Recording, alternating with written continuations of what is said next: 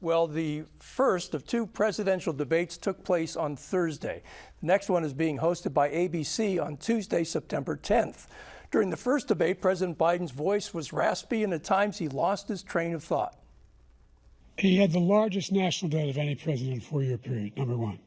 Number two, that $2 trillion tax cut benefited the very wealthy.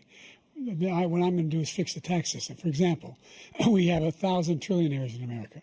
And what's happening? They're in a situation where they, in fact, pay 8.2% in taxes.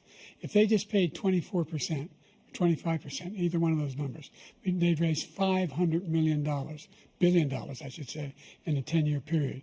We'd be able to wipe out his debt. We'd be able to help make sure that all those things we need to do, child care, elder care, making sure that we continue to strengthen our healthcare system, making sure that we're able to make every single solitary person eligible for what I've been able to do with the with the COVID. With dealing with everything we have to do with. Look, if we finally beat Medicare. Carmen, the president seemed really confused at that moment, and he certainly lost his train of thought.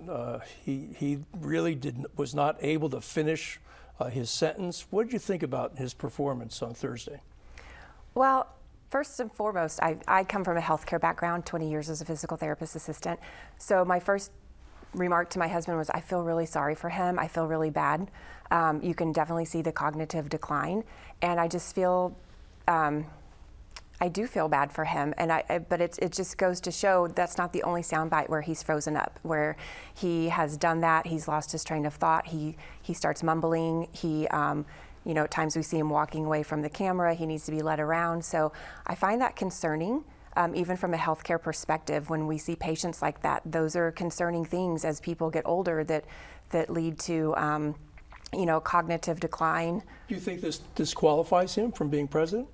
I'm probably not an expert in that area, but it is concerning as a private citizen. It's concerning to see the cognitive decline that's been happening over the past several years. Yes. Kevin, what do you think of the president's performance, and how afraid now are Democrats of him, continuing this campaign for another 4 months?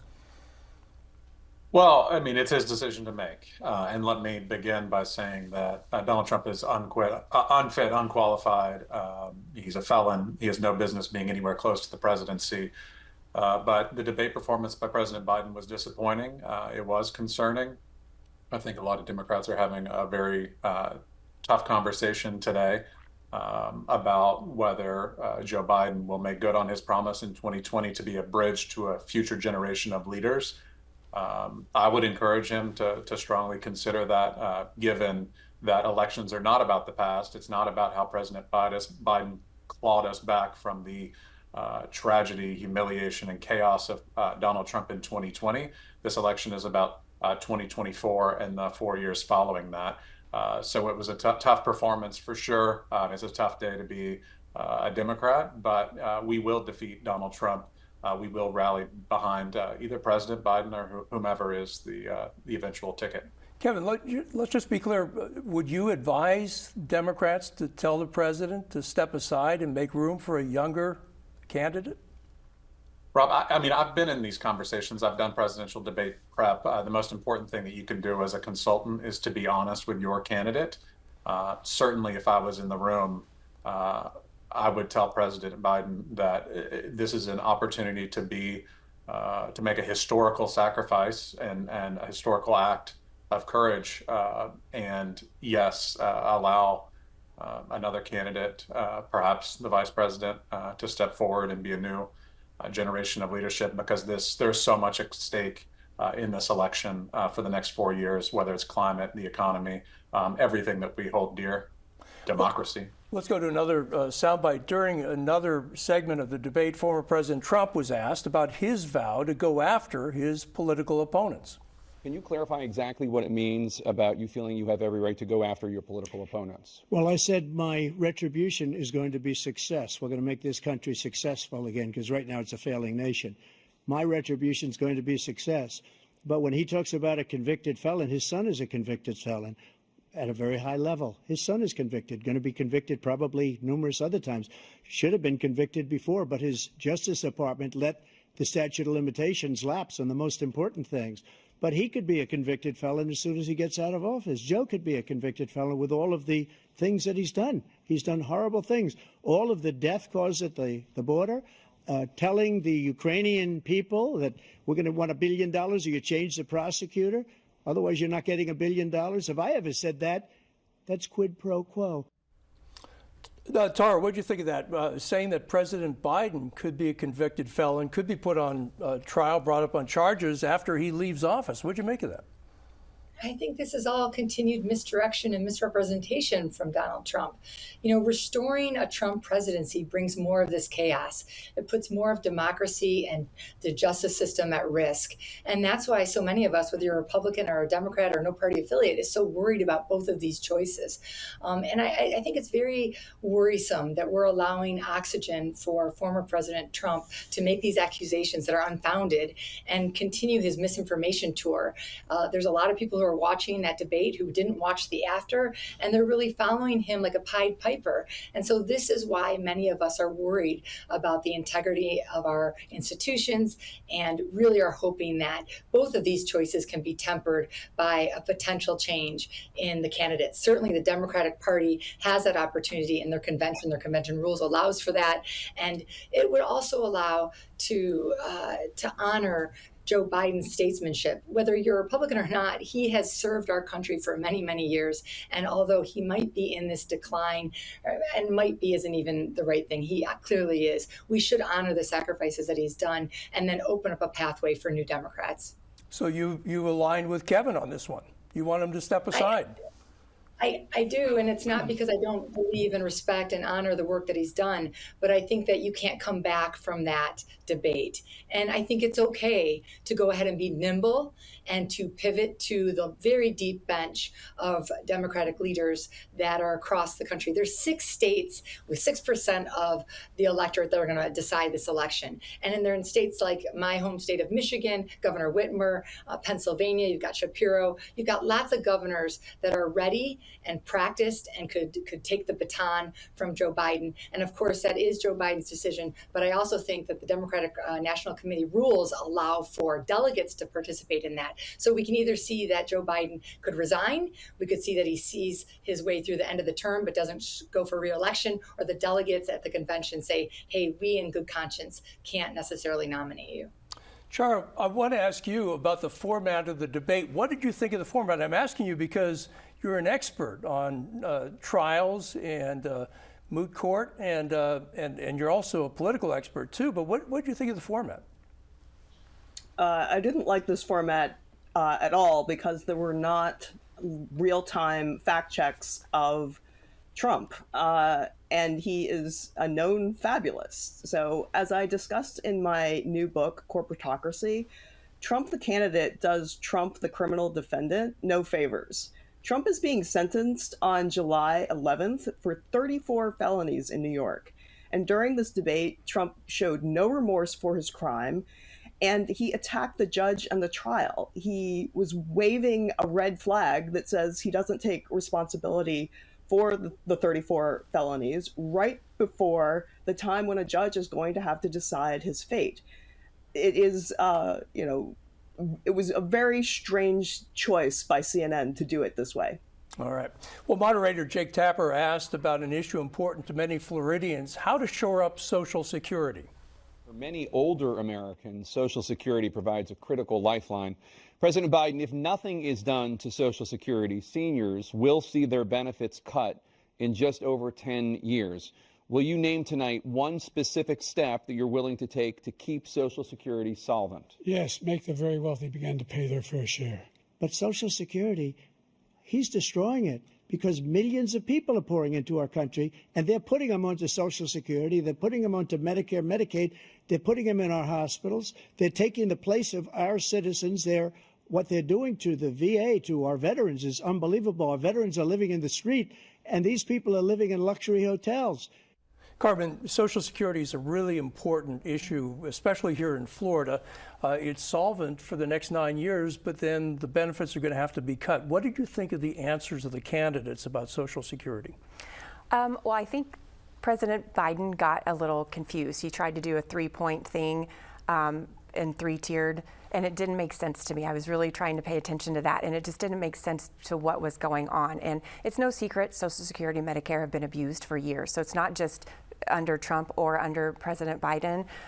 It's been a misused system for a long time. And coming from healthcare, I can say that. They're very misused. And I agree with Donald Trump that When you say misused, people are I feel like they're abused systems by a little bit, and I feel like the government hasn't stepped in to shore some of that up and to make sure that that money continues to remain there for the people that have paid into this system. And I agree with President Trump that it's being handed out to people who haven't paid into the system. You have the illegal immigrants coming over; they're getting portions of that. They're getting access to health care, and that to me, that money belongs to the American people that paid into those systems over the course of their lifetime working. And I feel like it's a abused system and it needs to be changed. You know, I checked the Social Security website just before we went on the air, and it says undocumented immigrants are not legally permitted to receive Social Security benefits. Okay. Right. Well, and I think it's the health care, Medicaid, and to me, it's more of the health care side of it, not the Social Security. So they are allowed access to health care, and it's draining our medical systems. Kevin, so many people here in Florida receive Social Security. It's a huge issue, especially for the super voters, for the senior citizens who are the super voters. What do you make of the candidates' answers to that question last night? Well, I mean, this is the easiest layup in politics, that you want to protect Social Security. Obviously, older people vote. But I think thanks to Donald Trump, there clearly is a misunderstanding of how that works. The last person that you should put in charge of Social Security is a proven fraud. I think our Senator Marco Rubio called him a con man. There's a lot of Republicans that just kind of repeat what he says, and that kind of torrent of lies that he likes to portray in otherism, which is similar to other kind of fascist leaders. But that's just not the case. I mean, President Biden has a great record on this. Unfortunately, his answer wasn't phenomenal. Again, this is a layup. It should have been very easy. But the fact of the matter is that Donald Trump it's shocking that he still doesn't even know how government works. I think it's willful ignorance. It looks stupid. It sounds stupid. It is stupid for anyone to assume that Social Security is not going to be protected by a Democrat, because it will be. It has been historically. It's our program. We will protect it. When former President Trump said that these waves of illegal immigrants are getting Social Security and Medicare. He's just making it up. Just making it up. Okay. Well, there were many falsehoods uttered during Thursday night's debate, and fact checkers were overwhelmed. Here's just a small sample from PolitiFact. On abortion, former President Trump said the problem Democrats have is that they're radical because they will take the life of a child in the 8th month, the 9th month, and even after birth. PolitiFact rated that false and said willfully terminating a newborn's life is infanticide and is illegal in every U.S. state. On inflation and the economy, Trump said, you look at the cost of food, where it's double, triple, and quadruple. PolitiFact rated that false. Fact checkers said food costs have risen faster under President Biden than under any of his 5 most recent predecessors. However, the 21% increase in food prices on Biden's watch is well below what Trump claimed. And going back to the soundbite we played earlier, former President Trump said Social Security, he's destroying it because millions of people are pouring into our country and they're putting them on Social Security. They're putting them onto Medicare, Medicaid. PolitiFact rated that false and said it's wrong to say that immigration will destroy Social Security. Social Security's fiscal challenges stem from a shortage of workers compared with the number of beneficiaries. And on immigration, Trump said Biden allowed millions of people to come in here from prisons, jails, and mental institutions. PolitiFact gave that a pants on fire rating, saying that immigration experts said there's no evidence to support Trump's statement. Now, I got to say, I left out some of Biden's inaccuracies. He said some too. But Tara, what did you think? I mean, the fact that there was no real-time fact-checking let a lot of things fly through that debate on Thursday night. Rob, I think this is really a great example of a campaign of either hope or fear. And we know that Donald Trump is very good at amplifying and misdirecting and misrepresenting, and that's what he did on the debate stage. And this is where I agree with Chara, that the procedures of the actual debate interfered with the viewers really getting the information they needed. Because if they had fact checkers and the mic would actually be muted when that mistruth was stated, that would have really changed the optics of this debate. You know, this is not just a debate on issues and policies, but also the way it looks. And so had Donald Trump been silenced every time he said a mistruth, that would have made this possibly a little bit more of a equal kind of debate, not discounting Joe Biden's poor performance. But I think that now that we're starting to unpack the 30-9 mistruths, Biden did misspeak 9 times, but the 30 mistruths of Donald Trump, I mean, that's just unequitable, and it's more of the same of the fear mongering. Charlie, there's going to be another debate in September. You think this might be fixed before then, and how would you fix it if it needs to be addressed? Well, CNN had its own fact checker doing fact checks live on Twitter, but the viewers couldn't see that unless, they had their own phone and they were watching along. So I think in a future debate, it would be better if there were some fact checks that the audience could see without 2 devices. And Carmen, what do you think? How when somebody says something that's untrue during a debate, what do you think the role of the moderator should be? What should be the role of the network that carries the debate? How should they handle it? I agree there should be some fact checking for sure. And I hear all 3 of them saying, Donald Trump was full of all these inaccuracies. But coming from the other side of the aisle, I felt like Joe Biden had plenty of things that needed to be fact checked. And, I think it was true on both sides. I think people need the truth. I think most people go about their day. They're busy, with jobs and keeping food on the table. And especially in this economy, people are just more worried about kitchen table things. And we're kind of the unicorns in the room here. We pay attention to this kind of stuff. So I feel like when people take the time to watch these, there should be elements to it that where people can see whether it's true or not. But I do think it's dependent on who's doing the fact checking too. That's not biased either. Okay, you don't trust all fact checkers. Oh, no way. Not at all. So going back to what Biden said that was wrong, if there was one fact check that you would like to see of what Biden said on Thursday night, what would you fact check? Well, one thing I wrote down when I was watching it last night was the whole, I think it was the Charlottesville thing with the, great people, talking about the white supremacists and all that stuff. That's even been fact checked by Snopes, and that's false. If you listen to the whole clip, I know I don't even know why they had Biden use that last night, because it's even been fact checked by Snopes as being false, that he didn't say those words. He wasn't calling white supremacists good and great people.